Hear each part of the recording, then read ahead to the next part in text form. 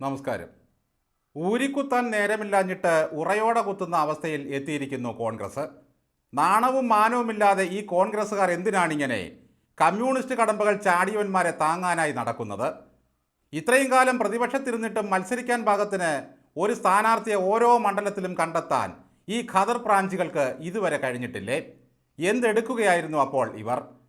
ഐഷ പോറ്റിയെ താങ്ങി കൊട്ടാരക്കരയിലെ കോൺഗ്രസ്സുകാരുടെ പ്രതീക്ഷ തല്ലിക്കെടുത്തി. ജി സുധാകരനെ താങ്ങി അമ്പലപ്പുഴയിൽ കൊതിച്ചിരുന്ന കോൺഗ്രസ്സുകാരെ നിരാശരാക്കി. പി കെ ശശിയെ താങ്ങി തീവ്രത കുറഞ്ഞ ശശിയുടെ കോഴിപ്പൂട പറിച്ച് നാണം കെട്ടു. തോറ്റാൽ തോറ്റുപോകട്ടെ എന്ന് വയ്ക്കണം. നമ്മളെപ്പോഴും വലിയ ധാർമ്മികതയുടെ ആൾക്കാരാണല്ലോ. ഇനി അതല്ല, പാർട്ടി വിട്ടു വരുന്നവർക്ക് കോൺഗ്രസ് അല്ലാതെ മറ്റു മാർഗങ്ങളില്ലെങ്കിൽ വല്ല ബോർഡിൻ്റെയോ കളിമൺ വ്യവസായത്തിൻ്റെയോ കേരള ബാങ്കിൻ്റെയോ ഖാദിയുടെയോ ഒക്കെ ചെയർമാനാക്കി സംരക്ഷിക്കണം. അത് CPM-നെ കണ്ടുപിടിക്കണം. വരുന്നവരെയൊക്കെ അവർ ആവശ്യത്തിന് ഉപയോഗിക്കും, വലിച്ചെറിയും. അമ്പലപ്പുഴയിൽ മത്സരിക്കാൻ പോകുന്ന ജി സുധാകരൻ പറയുന്നത് എന്നെ ആർക്കു വേണമെങ്കിലും പിന്തുണയ്ക്കാമെന്നാണ്. ഞാൻ ആരുടെയും പിന്തുണ തേടിപ്പോകില്ല. പക്ഷേ പിണറായി തന്നെ വീണ്ടും വരണമെന്നാണ് അദ്ദേഹത്തിൻ്റെ ആഗ്രഹം. അമ്പലപ്പുഴയിലെ സഖാക്കൾ വരിക്കച്ചക്ക ഇട്ടപ്പോൾ 4 ചുള കൂടുതൽ കൊടുത്തില്ല എന്ന പരാതിയെ സുധാകരനുള്ളൂ. തികച്ചും പ്രാദേശികമായ കുണ്ടക്കെറിവ്.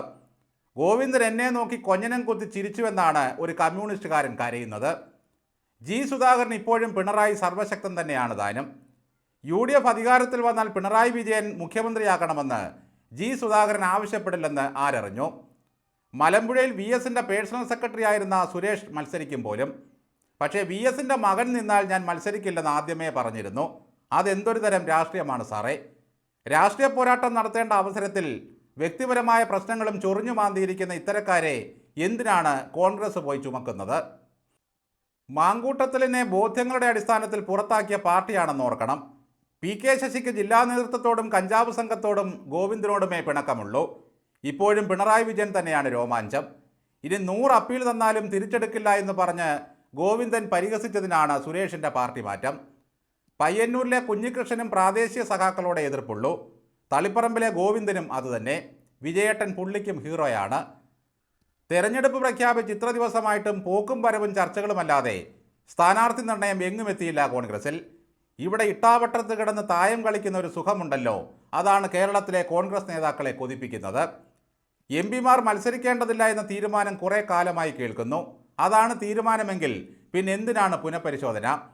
ഹൈക്കമാൻഡിനെ വെറുതെയല്ല ചളുങ്ങിയ ഹൈക്കമാൻഡ് എന്ന് വിളിക്കുന്നത്. കെ സുധാകരൻ ഇടഞ്ഞാൽ ഇടച്ചങ്ങലക്കിടണം. എനിക്ക് MP ആകണ്ട, MLA ആയാൽ മതി എന്ന വലിയ മനസ്സിൻ്റെ തേങ്ങലുണ്ടല്ലോ, അതാരും കാണാതെ പോകരുത്.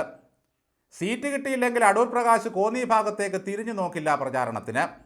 പുള്ളി ആറ്റിങ്ങലിലേക്ക് പോയതോടെ കോന്നിയിലെ കോൺഗ്രസും കൂടെ പോയി. DCC പ്രസിഡന്റ് സതീഷ് കൊച്ചുപറമ്പിൽ വരുമ്പോൾ കോന്നിയിലെ കോൺഗ്രസ്സുകാർ പ്രകാശേട്ടനോടുള്ള സ്നേഹാതിരേകത്താൽ കൊച്ചുപറമ്പിലിൻ്റെ കാല് വാരുമെന്നത് തീർച്ചയാണ്. മകൻ ചത്താലും മരുമകളുടെ ദുഃഖം കാണാമെന്ന പണ്ടത്തെ അമ്മായിയമ്മമാരുടെ മനസ്സിലിരിപ്പാണ് കോൺഗ്രസ്സുകാരുടേത്. ഇവർക്ക് പാർട്ടിയോടല്ല കൂറ്, ഒരു വിഗ്രഹത്തെ ചുമ്മിക്കൊണ്ട് നടക്കാൻ മുമ്പിൽ വേണം. കോന്നിയിൽ ചെന്നിറങ്ങുന്ന സതീഷ് കൊച്ചുപറമ്പിൽ കാണുന്നതെല്ലാം മുഖത്ത് പ്രകാശമണഞ്ഞു പോയ കോൺഗ്രസ്സുകാരെ ആയിരിക്കും. ഏതെങ്കിലും വ്യക്തിയുടെ ധാർഷ്ട്യത്തിന് മുമ്പിൽ കീഴടങ്ങാനുള്ളതാണോ കോൺഗ്രസ് എന്ന ഈ പ്രസ്ഥാനം? ഹൈക്കമാൻഡിനെയും മദാമ്മയെയും തെറി പറഞ്ഞ് 2 മക്കളെയും കുറേ MLA-മാരെയും തോണ്ടിയെടുത്ത് ഇറങ്ങിപ്പോയ കരുണാകരനോളം വലിയൊരു സർവശക്തൻ കോൺഗ്രസിൽ ഉണ്ടായിട്ടുണ്ടോ? അങ്ങനെ പോയ കരുണാകരൻ്റെയും മക്കളുടെയും ഗതി പിൽക്കാലത്ത് എന്തായി? 7 നിയമസഭാ മണ്ഡലം കൈവിട്ടിട്ട് കണ്ണൂരിൽ മത്സരിക്കണമെന്ന് വാശി പിടിക്കുന്ന കെ സുധാകരന് ഒന്നുകൂടി മന്ത്രിയാകാനാണ് ആഗ്രഹം. കോൺഗ്രസ് എന്ന ഒരു പ്രസ്ഥാനത്തെ ഇങ്ങനെ വിറ്റ് തിന്നും ഉപ്പ് നോക്കിയും കൊന്നുകളഞ്ഞ കുറേ നേതാക്കന്മാരുണ്ട് പാർട്ടിയിൽ. ചാവുന്നതിൻ്റെ തലേന്ന് വരെ ഇവന്മാർക്ക് പദവികൾ വേണം. KV തോമസിനോട് ഒന്ന് ചോദിച്ചു നോക്കാമോ, മാഷേ ഇങ്ങോട്ട് വന്നാൽ ഒരു സീറ്റ് തരാമെന്ന്? തൊട്ടടുത്ത നിമിഷം തിരുതത്തോമ കോൺഗ്രസ് ആകും. മാഷ് കോൺഗ്രസ്സായി തന്നെ എൻ്റെ കൂടെ നിന്നാൽ മതിയെന്ന് പറഞ്ഞുകൊണ്ടാണത്രേ പിണറായി അങ്ങോട്ട് വിളിച്ചുകൊണ്ട് പോയത്. എൻ്റെ മനസ്സിൽ ഇപ്പോഴും കോൺഗ്രസ് ഉണ്ടെന്ന് കഴിഞ്ഞ ദിവസവും പറഞ്ഞു. സുധാകരൻ ഒറ്റ വാശിയേ ഉള്ളൂ. KPCC പ്രസിഡന്റിൻ്റെ കസേര ആരോടും ചോദിക്കാതെ പാർട്ടി എടുത്തു മാറ്റി. അന്നു മുതൽ CPM-കാർ പറഞ്ഞു തുടങ്ങിയത് സുധാകരൻ പല്ലുകൊഴിഞ്ഞ സിംഹമാണെന്നാണ്. അത് പുള്ളിക്ക് ഭയങ്കര നാണക്കേടായി. തനിക്കിപ്പോഴും ഗർജിക്കാൻ അറിയാമെന്ന് പറഞ്ഞ് മുരണ്ടപ്പോൾ പക്ഷേ കണ്ണിൽ നിന്നും കണ്ണീരാണ് വന്നത്.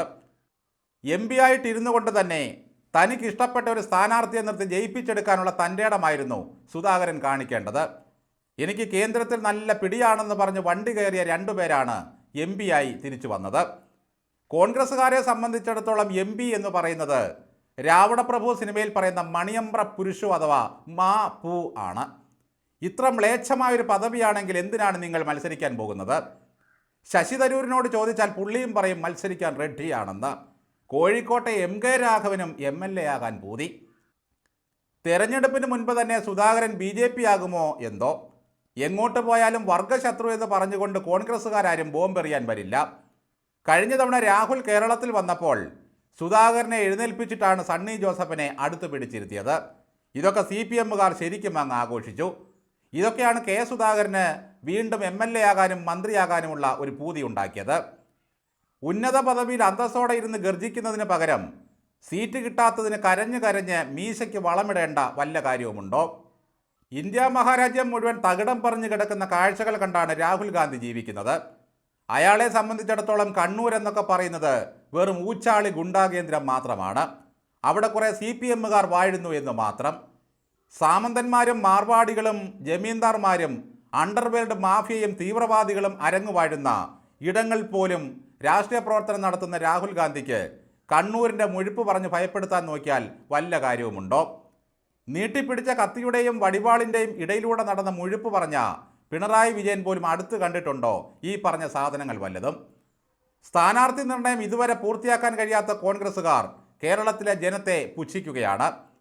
കഴിഞ്ഞ ദിവസം അഡ്വക്കേറ്റ് ജയശങ്കർ പറഞ്ഞതുപോലെ ഇതിലും ഭേദം പിണറായി വിജയനാണെന്ന് ജനത്തെ കൊണ്ട് പറയിപ്പിക്കാൻ ഇടവരുത്തരുത്. നാടുമുടിച്ചും തെമ്മാടിത്തരവും ഗുണ്ടായുസവും കാണിച്ചും ഞങ്ങളുടെ കൂടപ്പുറപ്പാണ് ധാർഷ്ട്യമെന്ന് അഹങ്കരിച്ചും ഒരലിഖിത നിയമം തിരുനെറ്റിയിൽ എഴുതി വച്ചിരിക്കുന്ന ഒരു പാർട്ടിയാണ് CPM. അതിൻ്റെ കെടുതികൾ അനുഭവിച്ചറിഞ്ഞ മനുഷ്യർ ഗത്യന്തരമില്ലാതെ കണ്ടെത്തുന്ന ഒരു കച്ചിത്തുരുമ്പ് മാത്രമാണ് ഈ കോൺഗ്രസ് എന്ന നേതാക്കന്മാർ ഓർക്കണം. CPMൽ നിന്നും മറുകണ്ഠം ചാടി വരുന്നവർക്ക് സീറ്റും കരുതി വെച്ച് കാത്തിരിക്കുന്ന കോൺഗ്രസിന് തെരഞ്ഞെടുപ്പിനെ നേരിടാൻ ധൈര്യം പോരാ എന്നുണ്ടോ? VSനെ വീഴാതെ താങ്ങി സമയത്തിന് മരുന്നെടുത്തു കൊടുത്തു എന്നത് മാത്രമാണ് പേഴ്സണൽ സ്റ്റാഫായ സുരേഷിൻ്റെ യോഗ്യത. അങ്ങനെ ഒരാൾ പാർട്ടി അംഗത്വം സ്വീകരിച്ചാൽ സീറ്റ് നൽകേണ്ടതുണ്ടോ? പാർട്ടിക്ക് വേണ്ടി ഇന്നലെ വരെ ചാനൽ ചർച്ചയിൽ പങ്കെടുത്ത BRM ഷെരീഫിന് പോലും സീറ്റില്ല എന്നറിയുന്നു. അമ്പലപ്പുഴയിൽ M ലിജുവിനും സീറ്റില്ലെങ്കിൽ എന്താകും ആ മനുഷ്യൻ്റെ അവസ്ഥ? ആ ഹസൻ ഹാജിയാരെ വെട്ടി പള്ളയിലിട്ടു എന്നത് മാത്രമാണ് ഏക ആശ്വാസം. പാർട്ടിക്ക് വേണ്ടി വായ തുറന്ന് ഒരക്ഷരം പോലും ഉരിയാടിയിട്ട് കാലങ്ങളായവരും ലിസ്റ്റിലുണ്ട്. VS ശിവകുമാറിനെ ഏതെങ്കിലും സമരമുഖത്ത് നമ്മൾ കണ്ടിട്ടുണ്ടോ? എൽദോസ് കുന്നപ്പള്ളിയെ ഒഴിവാക്കിയതാണ് കോൺഗ്രസ് കാണിച്ചൊരു വലിയ ധീരത. എനിക്കെന്താ കുറവ് എന്ന് ചോദിച്ചുകൊണ്ട് പുള്ളിയും ഇറങ്ങിയിട്ടുണ്ട്. എനിക്ക് സീറ്റ് തന്നാൽ 15,000ൻ്റെ ഭൂരിപക്ഷത്തിൽ ജയിച്ചു വരാമെന്നാണ് പറച്ചിൽ. പക്ഷേ കോവളത്തെ വിൻസെൻറ്റിനെ മാറ്റാൻ ധൈര്യമില്ല. PK ശശിയെയും മുകേഷിനെയും തുറന്നുവിട്ട ഒഴിവിൽ 2 കോഴികളെയാണ് CPMന് നഷ്ടമായിരിക്കുന്നത്. രാഹുലിനെയും എൽദോയെയും തുറന്നുവിട്ട കോൺഗ്രസിന് കൂവിത്തെളിഞ്ഞ PK ശശിയെ കൂട്ടിൽ കയറ്റേണ്ടി വന്നു. അത് വലിയൊരു പേരുദോഷമാകും. ഇനി ശശിക്കെതിരെ പരാതികളുടെ ഒരു പ്രവാഹമായിരിക്കും. അതെല്ലാം പോലീസിന് കൈമാറുമോ KPCC പ്രസിഡന്റ്? ഇതിലേറെ രസം നെയ്യാറ്റിൻകരയിൽ N ശക്തൻ മത്സരിക്കുന്നു എന്നതാണ്.